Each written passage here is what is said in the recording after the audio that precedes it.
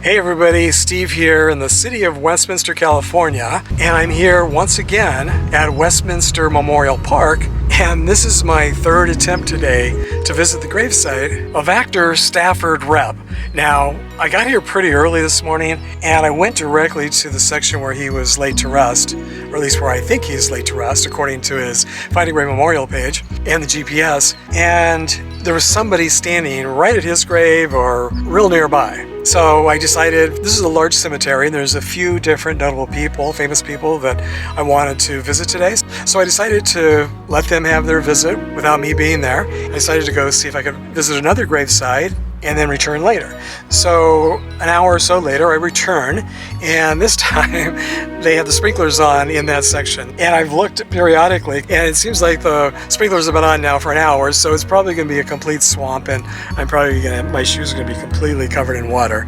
But I'm going back once again, so this is my third attempt today, and we'll see if my third time is a charm. I really don't want to leave the cemetery today without having visited Stafford Repp's gravesite. Now, if that name doesn't sound familiar to you, how about Chief O'Hara? Remember Chief O'Hara from the Batman TV series back in the 1960s?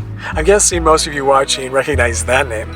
So Stafford Repp was a character actor for decades, but he is, I think, probably best remembered for his role as Chief O'Hara on Batman, and I'm pretty sure he was in every episode. I think there were around 120 episodes, and I believe he was in every episode, so he was a pretty central character on the show. Now, since my last Batman TV series video I did back, I believe it was around 6 months ago, 9 months ago maybe, I said if I could find more gravesites from the cast members, cast or crew, from the Batman TV series that I would do a part 2, so this is going to be part 2.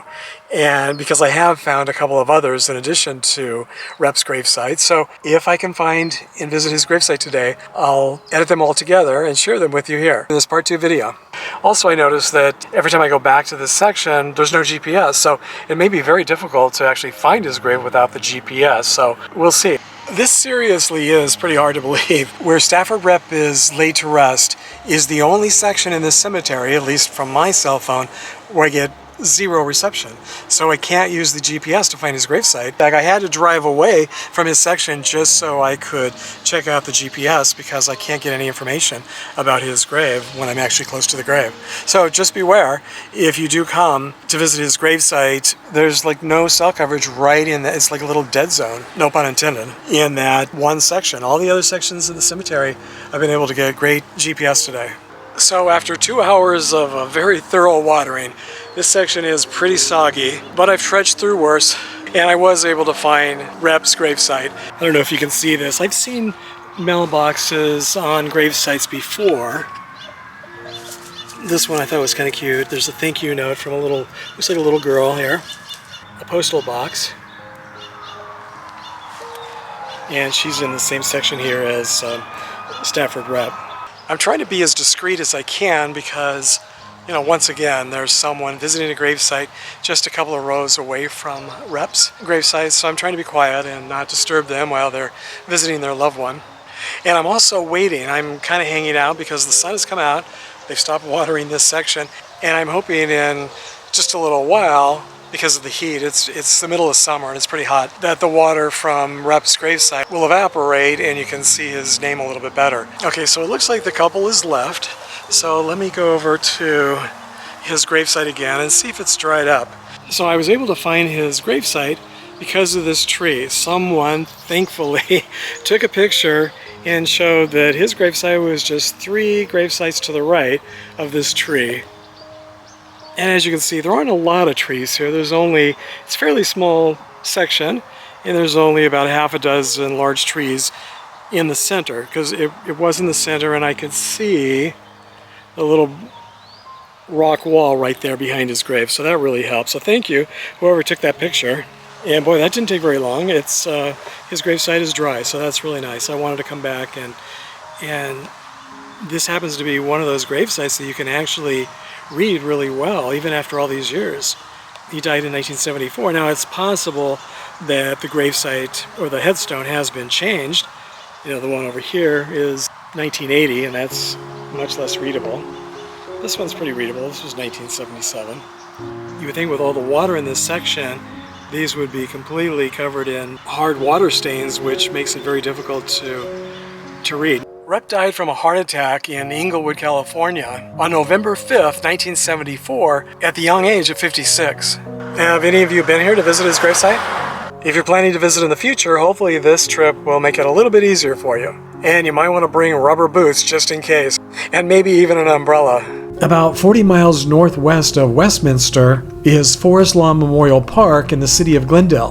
And there are 2 Batman TV show alumni buried here. George Barris, who was known as the king of the customizers, created the Batmobile, which has become one of the most iconic TV cars to have ever appeared on the screen. He's laid to rest at the top of the hill in the Garden of Honor section. And it's impossible to imagine the Batman TV series, or even the movies for that matter, without the Batmobile. It became one of the stars of the show.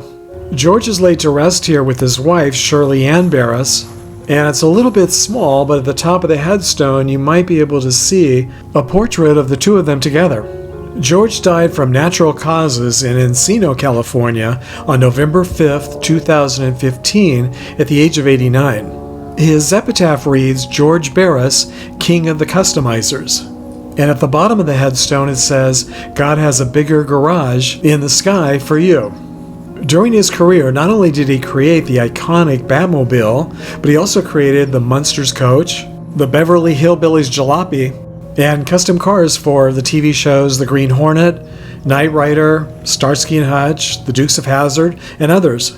He also designed custom cars for some of the biggest name stars in Hollywood at the time. I am here today visiting his gravesite with my friend Craig Talbot, who you might recognize from some of our past visits to this cemetery. In this same cemetery, just inside the front gates, at the top of the first hill that you come to in this very hilly memorial park, is the final resting place of actor Edward Everett Horton. He played Chief Screaming Chicken on the show, and I already shared a complete visit to his gravesite on this channel just a month or 2 ago. I'll include a link to that video in the description section just in case you missed it, but I did want to mention him briefly here as well. Just 7 miles northwest of Glendale is Forest Lawn Memorial Park in the Hollywood Hills, and this is where another Batman TV show icon and legend is laid to rest. He's interred here in the Courts of Remembrance, all the way straight back to the end of the sidewalk in the Sanctuary of Enduring Protection corridor. If you can't imagine Batman without his Batmobile, then just try to imagine the TV series without that incredibly catchy and iconic theme song. It's one of the most popular and most recognized TV theme songs of all time. And it was composed by Neil Hefti, who's laid to rest right here. Hefti also composed the theme song to The Odd Couple movie and TV show, another one of my favorite theme songs. He composed many other movie and TV scores, but these have to be 2 of his best. Hefti died in the city of Toluca Lake, California on October 11, 2008 at the age of 85. And on the other side of the hallway from Hefti are the crypts of Sandra Dee, 2 of the Munchkins, and actress Naya Rivera. I visited all of their gravesites last year and shared them on this channel, not realizing that Neil Hefti's crypt was just a few feet away. So what's your favorite TV theme song? Was it Batman? I just added a GPS to his Find a Grave Memorial page, but even without it, his final resting place is pretty easy to find. This week I want to thank my newest Patreon supporters, April Donald, Luna Jess, Bill Anderson, and Chizzy Lovell. Thank you all so much for your generous donations to my channel. They really do help make future trips like this possible. And thank you to all of my new subscribers too. Until next time, thanks for sharing the memories, everybody.